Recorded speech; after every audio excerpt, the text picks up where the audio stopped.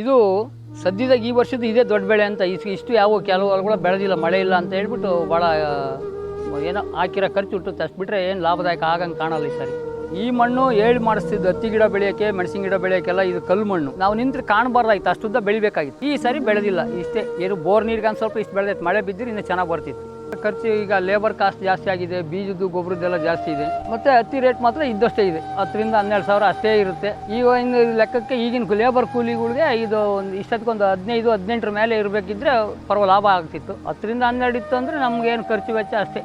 ನಾವ್ಯಾಕೆ ಮಾಡಿ ಸುಮ್ಮನೆ ಯಾಕೆ ಮೈನೋವು ಮಾಡ್ಕೋಬೇಕು, ಸಾಲ ಮಾಡ್ಕೋಬೇಕು ಅನ್ನೋ ಸ್ಥಿತಿ ಬಂದಿದೆ ಮನಸ್ಸಿಗೆ ರೈತರಿಗೆ. ಅದೇನು ಅದ್ರಾಗೇನು ಎರಡು ಮಾತಿಲ್ಲ. ಈಗ ನಮಗೆ ಇದೇ ಉದ್ಯೋಗ ಹುಟ್ಟಿದಾಗ ನಮ್ಮ ಅಪ್ಪ ಮಾಡ್ತಿತ್ತು. ಹೊಲ ಐತೆ ಮತ್ತು ಬಿಟ್ಟೆಲ್ಲರ ಜೀವನಕ್ಕೆ ಇದೆಲ್ಲ ಕಾಡು ಬೆಳ್ಕೊಳುತ್ತೆ, ಹಾಳಾಗುತ್ತೆ. ಆಮೇಲೆ ಹೊಲನೇ ಇಲ್ದಂಗೆ ಆಗುತ್ತೆ. ಇದ್ರ ಮಾರ್ಕೊಂಡು ಹೋಗ್ಬೇಕಾಗುತ್ತೆ, ಮಾರಿ ಮುಂದಿನ ಪೀಳಿಗೆಗೆ ಜಮೀನು ಇಲ್ದಂಗೆ ಆಗುತ್ತೆ. ಅದಕ್ಕೋಸ್ಕರ ಅವ್ನು ಮಾಡಲೇಬೇಕಲ್ಲ. ಸರ್ಕಾರ ಇವಕ್ಕೆ ಎಷ್ಟು ಕೇಳಿದ್ರು, ನನ್ನಂತರ ಬಂದು ಸಾವಿರಾರು ಜನ ಎಲ್ಲ ರೈತರು ಕೇಳಿದ್ರು ಕೂಡ ಯಾರಿಗಂತ ಕೊಡ್ತಾರೆ, ಕೊಟ್ಟರು ಒಳ್ಳೆಯದು, ಕೊಡಬೇಕಲ್ಲ ಸರ್.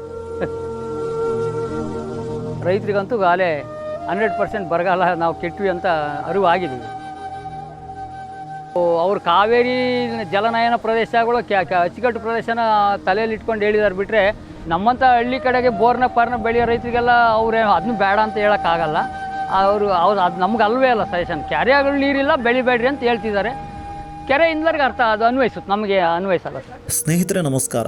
ಇಡೀ ರಾಜ್ಯದಲ್ಲಿ ಇವತ್ತು ಸೂಪರ್ ಎಲ್ನಿನೋ ಎಫೆಕ್ಟ್ ಕಾಡ್ತಾ ಇದೆ. ಮಳೆಗಾಲ ಬಂದರೂ ಕೂಡ ಸರಿಯಾದಂತಹ ರೀತಿಯಲ್ಲಿ ಮಳೆ ಬರ್ತಾ ಇಲ್ಲ. ಈ ನಡುವೆ ನಮ್ಮ ರಾಜ್ಯದ ರೈತರು ಕಂಗಾಲಾಗಿದ್ದಾರೆ. ಇದರ ರೈತರ ರಿಯಾಲಿಟಿ ಏನು ಅಂತ ಹೇಳಿ ನೋಡ್ಕೊಂಡು ಬರೋಣ ಅಂತ ಹೇಳಿ ನಾವಿವತ್ತು ಸದ್ಯಕ್ಕೆ ಬಂದಿರುವಂಥದ್ದು ಬೆಂಗಳೂರಿನ ಹತ್ತಿರದಲ್ಲೇ ಇರುವಂಥ ಸಿರಾ ಭಾಗಕ್ಕೆ. ಸಿರಾ ಭಾಗದಲ್ಲಿರುವಂಥ ಕಲ್ಲಹಳ್ಳಿ ಅಂತ ಹೇಳುವಂಥ ಊರು. ಇಡೀ ಊರೇ ಇದು ಕಲ್ಲಿನಿಂದ ಆವೃತವಾಗಿರುವಂಥ ಜಾಗ. ಇಲ್ಲಿಯ ಮಣ್ಣನ್ನು ಹಿಡಿದು ನೋಡಿದ್ರೂ ಕೂಡ ಕಲ್ಲೇ ಸಿಗುತ್ತೆ, ನಮಗೆ ಮಣ್ಣಂತ ಸಿಗಲ್ಲ, ಹುಡುಕಬೇಕು. ಅಂತಹ ಜಾಗದಲ್ಲಿ ಒಬ್ಬರು ಹತ್ತಿ ಬೆಳೆಯನ್ನು ಬೆಳೀತಿರುವಂಥ ರೈತರು ಸಿಕ್ಕಿದ್ದಾರೆ.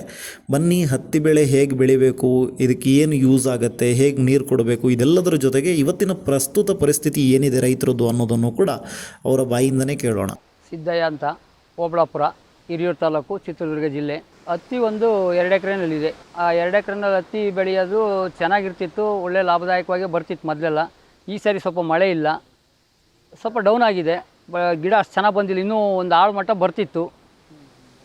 ಈಗಿನ ಇದಕ್ಕೆಲ್ಲ ಮುಂಚೆ ಒಳ್ಳೆ ಲಾಭದಾಯಕವಾಗಿತ್ತು. ಈ ವರ್ಷ ಮಳೆ ಇಲ್ಲ ಅಂತ ಸ್ವಲ್ಪ ಕಡಿಮೆ ಆಗಿದೆ ಗಿಡ ಇಳುವರಿ ಎಲ್ಲ.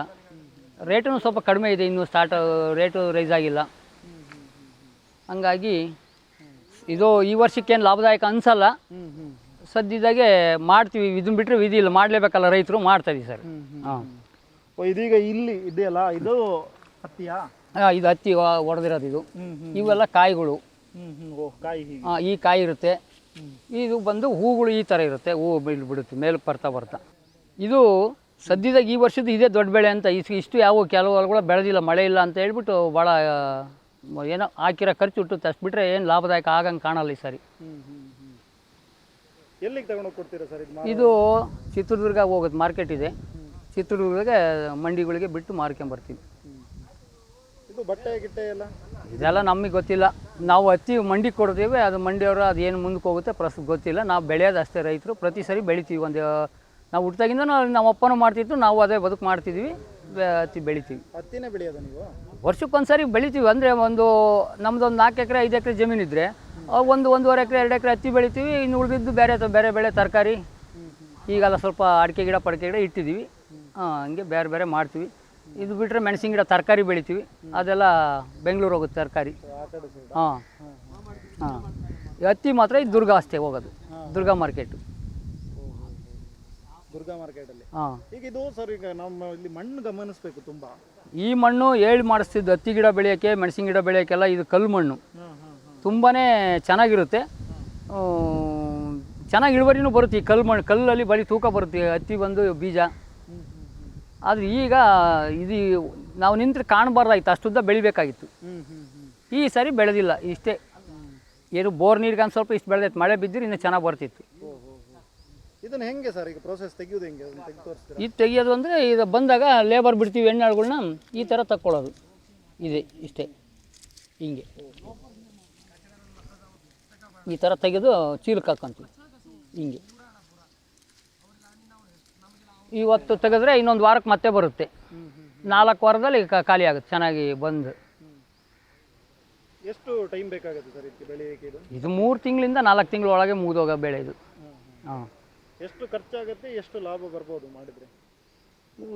ಖರ್ಚು ಬರುತ್ತೆ. ಈಗಿಂದ ಲೆಕ್ಕ ಹಾಕಿದ್ರೆ ಖರ್ಚು ಈಗ ಲೇಬರ್ ಕಾಸ್ಟ್ ಜಾಸ್ತಿ ಆಗಿದೆ, ಬೀಜದ್ದು ಗೊಬ್ಬರದ್ದೆಲ್ಲ ಜಾಸ್ತಿ ಇದೆ. ಮತ್ತು ಹತ್ತಿ ರೇಟ್ ಮಾತ್ರ ಇದ್ದಷ್ಟೇ ಇದೆ, 10 ರಿಂದ 12 ಸಾವಿರ ಅಷ್ಟೇ ಇರುತ್ತೆ. ಈಗ ಇನ್ನು ಲೆಕ್ಕಕ್ಕೆ ಈಗಿನ ಲೇಬರ್ ಕೂಲಿಗಳಿಗೆ ಇದು ಒಂದು ಇಷ್ಟೊತ್ತಿಗೊಂದು 15-18 ಮೇಲೆ ಇರಬೇಕಿದ್ರೆ ಲಾಭ ಆಗ್ತಿತ್ತು. 10 ರಿಂದ 12 ಇತ್ತು ಅಂದರೆ ನಮಗೇನು ಖರ್ಚು ವೆಚ್ಚ ಅಷ್ಟೇ. ಹಾಂ. ಬಟ್ ಈಗ ರೈತನದು ತುಂಬ ಕಷ್ಟ ಅಲ್ಲ, ಈಗ ನೀರಿಗೆಲ್ಲ ಹೇಗಿದೆ ನಿಮ್ಮದು? ನೀರು ಅದೇ ಮಳೆ ಬಂದರೆ ಬರುತ್ತೆ ಬೋರಲ್ಲಿ. ಈಗ ಮಳೆ ಇಲ್ಲಲ್ಲ, ಕೆಲವೆಲ್ಲ ಬೋರ್ಗಳಲ್ಲಿ ಭಾಳ ಕಡಿಮೆ ಆಗಿದೆ. ಹಾಂ, ಕೆರೆ ಎಲ್ಲ ಖಾಲಿ ಆಗಿದೆ, ಪಕ್ಕ ಕೆರೆ ಇದೆ, ಅದು ಖಾಲಿ ಆಗಿದೆ. ಈಗ ಇದು ನೀರಾವರಿ ತುಂಬ ಬೇಕಾ, ಕಡಿಮೆ ಇದ್ರೆ ಸಾಕು? ಇದಕ್ಕೆಲ್ಲ ಹತ್ತಿಗೆಲ್ಲ ಕಡಿಮೆ ಬೇಕು. ಕಡಿಮೆ ಇದ್ರೆ ಸಾಕು, ಇದಕ್ಕೇನು ಜಾಸ್ತಿ ಬೇಡ. ಇದಕ್ಕೆಲ್ಲ 8 ದಿನ 10 ದಿನಕ್ಕೆ ಒಂದ್ಸರಿ ನೀರು ಬಿಟ್ಟರೆ ಆಗುತ್ತೆ. ಇದೆಲ್ಲ ಏನು ಅಂತ ಇದೆ. ಬಿಡ್ತೀರಿ ಇದಕ್ಕೆ ನೀರು? ಏನು ಡ್ರಿಪ್ ಇರಿಗೇಷನ್? ಇದು ಡ್ರಿಪ್ಪು ಎತ್ತಿದ್ದೀವಿ. ಈಗ ಮಳೆ ಬರುತ್ತೆ ಅಂತೇಳಿ ಡ್ರಿಪ್, ಅದು ಬೇಸಾಯ ಮಾಡ್ಬೇಕಾದ್ರೆ ಡ್ರಿಪ್ ಅಡ್ಡ ಬರುತ್ತೆ ಅಂತೇಳಿ ಡ್ರಿಪ್ ಎತ್ತಿಟ್ಟಿದ್ದೀವಿ. ಫಸ್ಟ್ ಹಾಕ್ಬೇಕಾದ್ರೆ ಡ್ರಿಪ್ ಹಾಕಿದ್ದೀವಿ, ಈಗ ಬಂದು ಡ್ರಿಪ್ ಎತ್ತಿಟ್ಟಿದ್ದೀವಿ. ಅದನ್ನು ಮತ್ತೇನು ಹಾಕಲ್ಲ ಈಗ ಮಳೆಗಾಲಕ್ಕೆ. ಈಗ ಯಾಕಂದರೆ ಹತ್ತಿ ಕಾಯಿ ಬಂದಿದೆಯಲ್ಲ, ಇನ್ನು ಹೊಡ್ಕೊಳುತ್ತೆ ಬಿಸಿಲಿಗೆ ಅಂತ ಅಷ್ಟೇ. ಕಾಯೆಲ್ಲ ಬಂದಿದೆ, ಒಂದು ಗಿಡಕ್ಕೆ 100-150 ಕಾಯಿ ಬರಬೇಕಿತ್ತು, ಏನೋ ಒಂದು ಸಾಧಾರಣ 30-40 ಬಂದಿದೆ ಹಿಂಗೆ. ಈಗ 30-40 100-150 ಬರ್ಬೇಕಾದ್ರೆ ಜಾಗ? ಹಾಂ, 40-45 ಬಂದೈತೆ. ಕೆಲವು ಗಿಡದಾಗ ಇನ್ನೂ ಕಡಿಮೆ ಐತಿ. ಈಗೆಲ್ಲ ಕೃಷಿ ಎಲ್ಲ ಕಡಿಮೆ ಆಗ್ತಿದೆ, ಯಂಗ್ಸ್ಟರ್ಸ್ ಎಲ್ಲ ಪೇಟೆ ಕಡೆ ಹೋಗ್ತಿದ್ದಾರೆ, ಏನು ಹೇಳ್ತೀರಿ? ಮಾಡೋರಿಗೆಲ್ಲ ಅದು ಹಂಗೆ ಅನಿಸುತ್ತೆ, ಯಾಕೆ ಆಗಬಾರ್ದು, ನಾವ್ಯಾಕೆ ಮಾಡಿ ಸುಮ್ಮನೆ ಯಾಕೆ ಮೈನೋವು ಮಾಡ್ಕೋಬೇಕು, ಸಾಲ ಮಾಡ್ಕೋಬೇಕು ಅನ್ನೋ ಸ್ಥಿತಿ ಬಂದಿದೆ ಮನಸ್ಸಿಗೆ ರೈತರಿಗೆ. ಅದೇನು ಅದ್ರಾಗೇನು ಎರಡು ಮಾತಿಲ್ಲ. ನೀವು ಮಾಡ್ತಾ ಇದ್ದೀರಾ? ಮಾಡಲೇಬೇಕಲ್ಲ. ಈಗ ನಮಗೆ ಇದೇ ಉದ್ಯೋಗ ಹುಟ್ಟಿದಾಗ ನಮ್ಮ ಅಪ್ಪ ಮಾಡ್ತಿತ್ತು, ಹೊಲ ಐತೆ ಮತ್ತು ಬಿಟ್ಟು ಎಲ್ಲರ ಜೀವನಕ್ಕೆ ಹೋಗಿ ಇದೆಲ್ಲ ಕಾಡು ಬೆಳ್ಕೊಳುತ್ತೆ, ಹಾಳಾಗುತ್ತೆ, ಆಮೇಲೆ ಹೊಲನೇ ಇಲ್ದಂಗೆ ಆಗುತ್ತೆ. ಹಾಂ, ಇದ್ರ ಮಾರ್ಕೊಂಡು ಹೋಗ್ಬೇಕಾಗುತ್ತೆ, ಮುಂದಿನ ಪೀಳಿಗೆಗೆ ಜಮೀನು ಇಲ್ದಂಗೆ ಆಗುತ್ತೆ. ಅದಕ್ಕೋಸ್ಕರ ಮಾಡಲೇಬೇಕಲ್ಲ. ಇಲ್ಲಿಗೆಲ್ಲ ಅಡಿಕೆಗೆ ಎಲ್ಲ ಬಂದಿದೆ, ಅದು ಸ್ಟಾರ್ಟು. ಈಗ ಒಂದು 5-6 ವರ್ಷದಿಂದ ಈ ಕಡೆಗೆ ನಾವೆಲ್ಲ ಮಾಡ್ತಿದ್ದೀವಿ. ಈಗ ಅದು ಈಗ ಸದ್ಯಕ್ಕೆ ಬಂದಿರೋದು ಲಾಭದಾಯಕ ಕಾಣುತ್ತೆ ಸದ್ಯಕ್ಕೆ, ಅದು ಮುಂದೆ ಗೊತ್ತಿಲ್ಲ. ಹಾಂ. ಇದಕ್ಕೆ ಈಗ ಔಷಧಿ ಎಲ್ಲ ಹೇಗೆ ಇದು ಹತ್ತಿಗೆ? ಈಗ ಔಷಧಿ ಹೊಡಿಬೇಕು, ಒಂದು 3-4 ಸರಿ ಹೊಡಿತೀವಿ.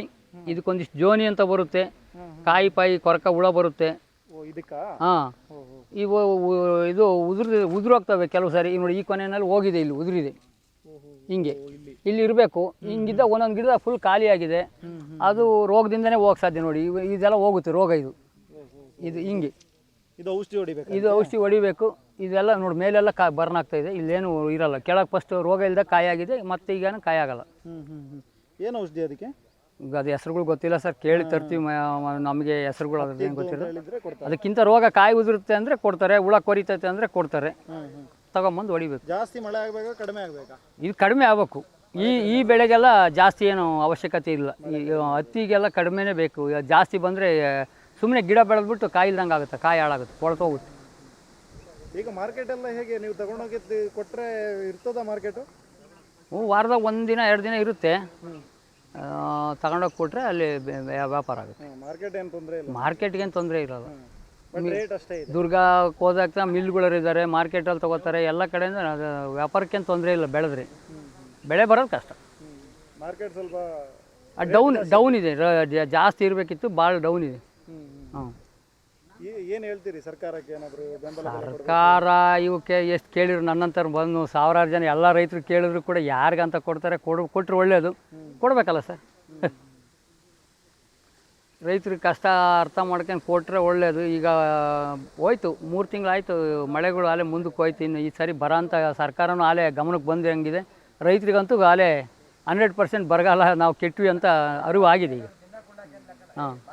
ಡಿ ಕೆ ಶಿವಕುಮಾರ್ ಏನೋ ಸೊಲ್ಯೂಷನ್ ಹೇಳಬೇಕು, ಬೆಳೆನೇ ಬೆಳಿಬೇಡಿ, ಕಡಿಮೆ ಮಾಡಿ ಅಂತಿದ್ದಾರೆ. ಅದು ಅವ್ರು ಕಾವೇರಿ ಜಲನಯನ ಪ್ರದೇಶಗಳು ಅಚ್ಚುಕಟ್ಟು ಪ್ರದೇಶನ ತಲೆಯಲ್ಲಿ ಇಟ್ಕೊಂಡು ಹೇಳಿದಾರೆ ಬಿಟ್ಟರೆ, ನಮ್ಮಂಥ ಹಳ್ಳಿ ಕಡೆಗೆ ಬೋರ್ನ ಬೆಳೆಯೋ ರೈತರಿಗೆಲ್ಲ ಅವ್ರೇ ಅದನ್ನು ಬೇಡ ಅಂತ ಹೇಳೋಕ್ಕಾಗಲ್ಲ. ಅವ್ರು ಅದು ನಮ್ಗೆ ಅಲ್ವೇ ಅಲ್ಲ ಸಜೆಷನ್. ಕೆರೆಗಳು ನೀರಿಲ್ಲ, ಬೆಳಿಬೇಡ್ರಿ ಅಂತ ಹೇಳ್ತಿದ್ದಾರೆ. ಕೆರೆ ಇಂದ್ಲರಿಗೆ ಅರ್ಥ ಅದು ಅನ್ವಯಿಸುತ್ತೆ, ನಮಗೆ ಅನ್ವಯಿಸಲ್ಲ ಸರ್. ನೀವೆಲ್ಲ ಮಳೆ ಬೆಳೆ ನಾವು ಯಾವುದೇ ಡ್ಯಾಮ್ ಆಧಾರಿತವಾಗಿಲ್ವಲ್ಲ. ನಾವು ಮಳೆ ಬಂದಾಗ ನಮ್ಮ ಬೋರಲ್ಲಿ ನೀರು ಬಂದಾಗ ಬೆಳ್ಕೊಳಾರಲ್ಲ. ಅವ್ರು ಹೇಳ್ತಿರೋದು ಡ್ಯಾಮ್ಗಳಲ್ಲಿ ನೀರಿಲ್ಲ, ಕುಡಿಯೋಕ್ಕೆ ನೀರಿಲ್ಲ, ಬೆಳಿಬೇಡ್ರಿ ಅಂತ. ಅದು ನಮಗೇನು ಅನ್ವಯಿಸಲ್ಲ. ನಾವು ಬೆಳಿಲೇಬೇಕು, ಮಳೆ ಬರಲಿ ಬಿಡಲಿ, ನಾವು ಮಾಡ್ತಿರ್ಬೇಕು. ಮಳೆಗಾಲದಲ್ಲೂ ಈಗ ಹತ್ತಿನೇ ಬೆಳೆಯೋದಾ? ಮಳೆಗಾಲ ಅಂದ್ರೆ ಮುಂಗಾರಲ್ಲಿ ಹಾಕ್ತೀವಿ. ಇದು ಮುಂಗಾರಿಗೆ ಮುಗಿತತೆ. ಹಿಂಗಾರಲ್ಲಿ ಏನು ಹಾಕಲ್ಲ ನಾವು. ಎಕರಲ್ಲಿ ಖಾಲಿ ಇರುತ್ತೆ ಇದು ಮತ್ತೆ ರಾಗಿ ಗೀಗಿ ಬೆಳಿತೀವಿ, ಮತ್ತೆ ಇದು ತೆಗೆದ್ಮೇಲೆ ರಾಗಿ ಬೆಳಿತೀವಿ ಇದರಲ್ಲಿ. ಇದೇ ಜಮೀನು. ಹಾಂ ಇದೀಗ ನಾನು ಇಲ್ಲಿ ಕಲ್ಲೆಲ್ಲ ಇದೆ ತುಂಬಾ, ಹಾಂ ಹೇಗೆ ಉಳುಮೆ ಮಾಡೋದು? ಸರ್ ಇವಾಗೆಲ್ಲ ಎತ್ತುಗಳಿಲ್ಲ, ಟ್ಯಾಕ್ಟ್ರುಗಳಲ್ಲೆಲ್ಲ ಉಳ್ತೀವಿ. ಈ ಏರಿಯಾನೇ ಪೂರಾ ಇದೊಂದು ಏರಿಯಾನೇ ಕಲ್ಲು, ಹೌದು, ಫುಲ್ ಕಲ್ಲಿದೆ. ಇಲ್ಲಿ ಒಂದಲ್ಲ, ಈ ಒಂದು ಹೋಬಳಿನೇ ಕಲ್ಲುವಳ್ಳಿ ಅಂತಲೇ ಹೆಸರುವಾಸಿ. ಇದು ಪೂರಾ ಕಲ್ಲು, ಫುಲ್ಲು ಕಲ್ಲೇ, ಭೂಮಿ ಸ್ವಲ್ಪ ರಫ್ ಕಲ್ಲು ಎಲ್ಲ ಕಡೆ. ಹಾಂ, ಎಲ್ಲ ಕಡೆ ಮರಳನೆಲ್ಲ ಎರೆನೆಲ್ದಂಗೆ ಮಾಡ್ದಂಗೆ ಬೇಸಾಯ ಮಾಡೋ ಸ್ಮೂತಾಗಿ ಆಗಲ್ಲ ಸರ್ ಈಗ. ಮಿಷಿನ್ ಇರೋದಕ್ಕೆ ಆಗತ್ತೆ. ಹಾಂ, ಎತ್ನಲ್ಲಿ ಮಾಡಿರೋ ಅಷ್ಟೇ, ಎಲ್ಲ ಮನುಷ್ಯರಿಗೂ ಕಷ್ಟ. ಇದೇನು ಸಲಿಕೆ ಪಲ್ಕೆ ತಗೊಂಡು ಮಾಡೋಕೆ ಈ ಕಲ್ಲಲ್ಲಿ ಕೆಲಸ ಬರಲ್ಲ, ಕಷ್ಟಪಡ್ಬೇಕು.